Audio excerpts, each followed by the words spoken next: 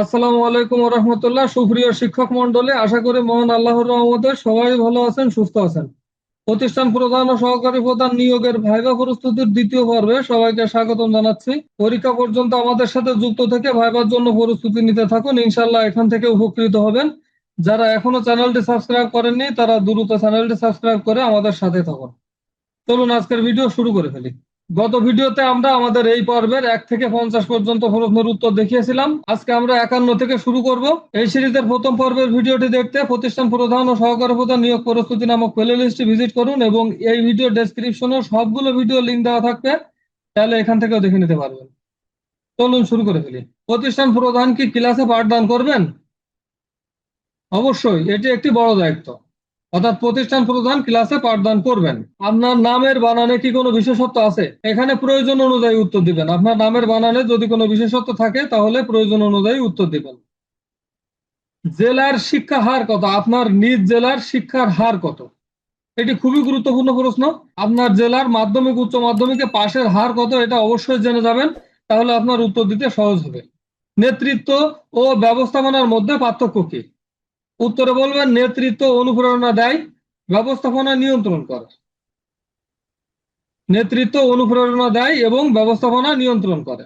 প্রতিষ্ঠানের আয় বাড়াতে আপনার পরিকল্পনা কি? সরকারি অনুদান এবং স্বচ্ছতা বৃদ্ধি। আপনি কি টেকসই উন্নয়নের লক্ষ্যমাত্রা জানেন? হ্যাঁ জানি। 4 নম্বর লক্ষ্যমাত্রা শিক্ষার উপর। সঠিক উত্তরে বলবেন হ্যাঁ জানি, 4 নম্বর লক্ষ্যমাত্রা শিক্ষার উপর। আপনার জেলার বিখ্যাত কবি বা সাহিত্যিক কে? এটা আপনার নিজ জেলার তথ্য। আপনার জেলায় যদি কোনো বিখ্যাত কবি বা সাহিত্যিক থাকে তাহলে অবশ্যই তার সম্পর্কে সম্পূর্ণ তথ্য জেনে যাবেন। একজন শিক্ষক হিসেবে আপনার সেরা গুণ কোনটি? উত্তরে বলবেন ধৈর্য।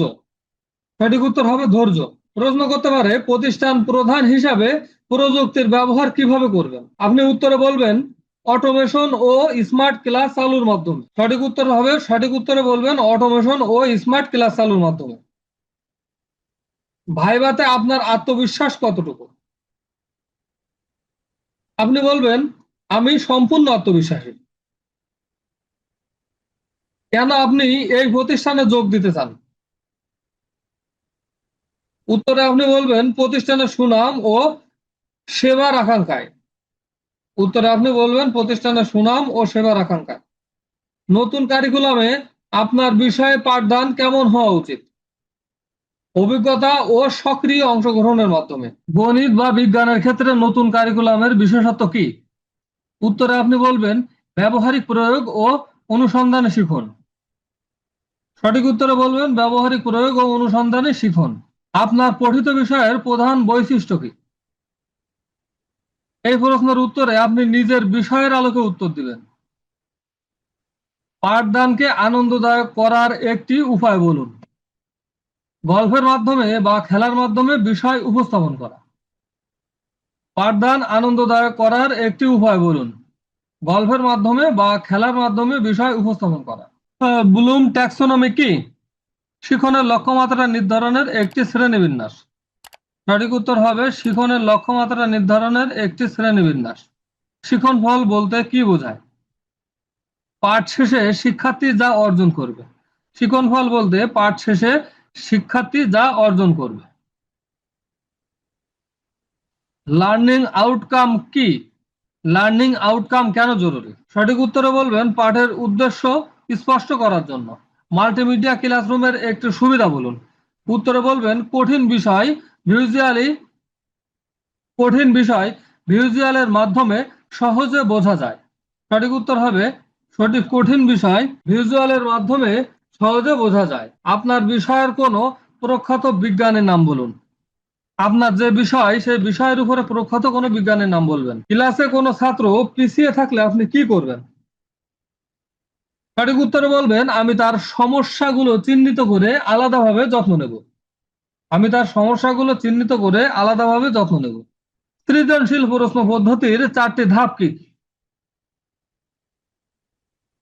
সঠিক উত্তর হবে জ্ঞান অনুধাবন প্রয়োগ ও উচ্চতর দক্ষতা। জ্ঞান অনুধাবন প্রয়োগ ও উচ্চতর দক্ষতা। পাঠ পরিকল্পনা কেন প্রয়োজন? পাঠকে সুশৃঙ্খলভাবে পরিচালনার জন্য। সঠিক উত্তর হবে পাঠকে সুশৃঙ্খলভাবে পরিচালনার জন্য। নতুন কারিকুলামের মূল্যায়নের মাধ্যম কি? পারদর্শিতা সূচক পিআই। সঠিক উত্তরে বলবেন পারদর্শিতা সূচক। ডেমো ক্লাসের গুরুত্ব কি? ডেমো ক্লাসের গুরুত্ব কি? সঠিক উত্তরে বলবেন শিক্ষকের উপস্থাপন দক্ষতা যাচাই করা। শিক্ষকের উপস্থাপন দক্ষতা যাচাই করা। উত্তরে বলবেন শিক্ষকের উপস্থাপন দক্ষতা যাচাই করা। গণিত ভীতি দূর করার উপায় কি? উত্তরে বলবেন গণিতকে বাস্তব জীবনের সাথে মিলিয়ে শেখানো। উত্তরে বলবেন গণিতকে বাস্তব জীবনের সাথে মিলিয়ে শেখানো। বাংলা ব্যাকরণ শেখানোর সহজ পদ্ধতি কোনটি? উদাহরণের মাধ্যমে সূত্র উপস্থাপন। সঠিক উত্তরে বলবেন উদাহরণের মাধ্যমে সূত্র উপস্থাপন। আইসিটি ক্লাসে ল্যাবের প্রয়োজনীয়তা কতটুকু? শতভাগ হাতে কলমে না শিখলে এটি অসম্পূর্ণ। শতভাগ হাতে কলমে না শিখলে এটি অসম্পূর্ণ। নতুন শিক্ষাক্রমে অভিজ্ঞতামূলক শিখন কি?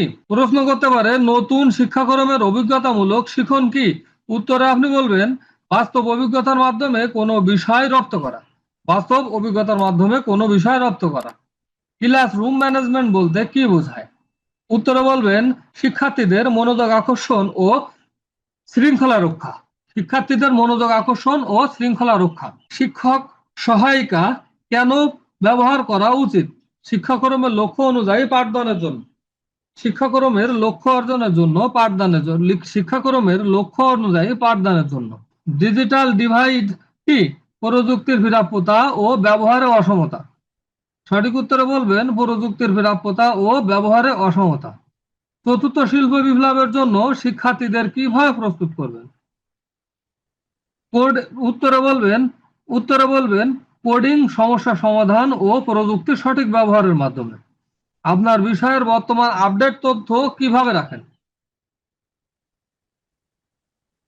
আপনার বিষয়ের বর্তমান আপডেট তথ্য কিভাবে রাখেন? উত্তরে বলবেন জার্নাল পড়ে ও ইন্টারনেটের মাধ্যমে। জার্নাল পড়ে ও ইন্টারনেটের মাধ্যমে।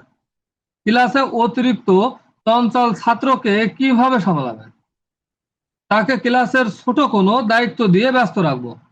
উত্তরে বলবেন তাকে ক্লাসের ছোট কোনো দায়িত্ব দিয়ে ব্যস্ত রাখবো। ব্ল্যাকবোর্ড ব্যবহারের সময় কোন দিকে খেয়াল রাখতে হবে? উত্তরে বলবেন লেখা স্পষ্ট হয় এবং শিক্ষার্থীদের দিকে মাঝে মাঝে তাকাতে হয়। উত্তরে বলবেন লেখা যেন স্পষ্ট হয় এবং শিক্ষার্থীদের দিকে মাঝে মাঝে তাকাতে হবে। শিক্ষার্থীর সৃজনশীলতা বৃদ্ধির উপায় কি? মুক্ত চিন্তার সুযোগ দেওয়া ও প্রশ্ন করতে উৎসাহিত করা। শিক্ষার্থীর সৃজনশীলতা বৃদ্ধির উপায় হলো মুক্ত চিন্তার সুযোগ দেওয়া ও প্রশ্ন করতে উৎসাহিত করা। টিচিং মেথড কয় প্রকার? উত্তরে বলবেন শিক্ষক কেন্দ্রিক ও শিক্ষার্থী কেন্দ্রিক।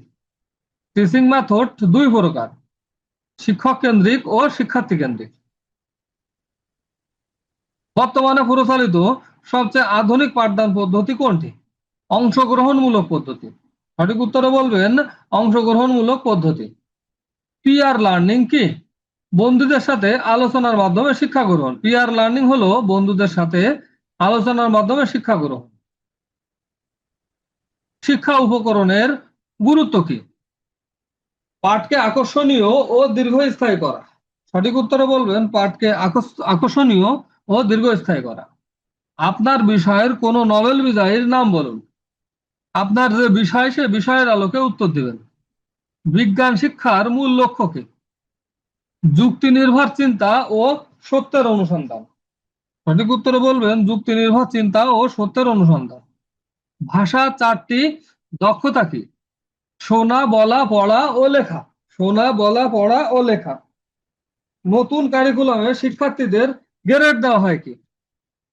না, গ্রেড দেওয়া হয় না, পারদর্শিতার স্তর চিহ্নিত করা হয়।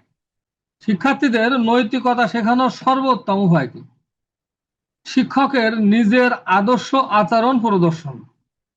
সঠিক উত্তরে বলবেন শিক্ষকের নিজের আদর্শ আচরণ প্রদর্শন। পাঠদানে ফিডব্যাক এর গুরুত্ব কি? শিক্ষার্থীদের অগ্রগতি বা ভুল সংশোধন করা। শিক্ষার্থীদের অগ্রগতি বা ভুল সংশোধন করা। আপনার বিষয়ের কোনো গুরুত্বপূর্ণ বইয়ের নাম লিখুন। এই প্রশ্নের উত্তরে আপনি আপনার বিষয়ের আলোকে উত্তর দিবেন। পাঠকে শিক্ষার্থীদের মনোযোগ ধরে রাখার কৌশল কি? পাঠে শিক্ষার্থীদের মনোযোগ ধরে রাখার কৌশল কি? মাঝে মাঝে প্রশ্ন করা ও আই কন্টাক্ট রাখা। মাঝে মাঝে প্রশ্ন করা ও আই কন্টাক্ট রাখা। মূল্যায়ন ও পরীক্ষার মধ্যে পার্থক্য কি? পরীক্ষা ক্ষণস্থায়ী কিন্তু মূল্যায়ন একটি নিরবিচ্ছিন্ন প্রক্রিয়া। পরীক্ষা ক্ষণস্থায়ী কিন্তু মূল্যায়ন একটি নিরবিচ্ছিন্ন প্রক্রিয়া। পাঠদানে স্থানীয় উপকরণের ব্যবহার কেন জরুরি? খরচ কমাতে ও বাস্তবসম্মত হতে। সঠিক উত্তরে বলবেন খরচ কমাতে ও বাস্তবসম্মত হতে। ভিডিওটি শেষ পর্যন্ত দেখার জন্য আপনাকে অসংখ্য ধন্যবাদ। এই সিরিজের সবগুলো ভিডিও দেখতে চাইলে প্রতিষ্ঠান প্রধান ও সহকারী প্রধান নিয়োগ প্রস্তুতি নামক প্লেলিস্টটি ভিজিট করুন এবং এই ভিডিওর ডেসক্রিপশনে সবগুলো ভিডিওর লিঙ্ক দেওয়া আছে, চাইলে এখান থেকেও দেখে নিতে পারেন। যারা এখনো চ্যানেলটি সাবস্ক্রাইব করেননি তারা দ্রুত চ্যানেলটি সাবস্ক্রাইব করে আমাদের সাথে থাকুন। আজকের মতো বিদায় নিচ্ছি। আসসালামু আলাইকুম ওয়া রাহমাতুল্লাহি ওয়া বারাকাতুহু।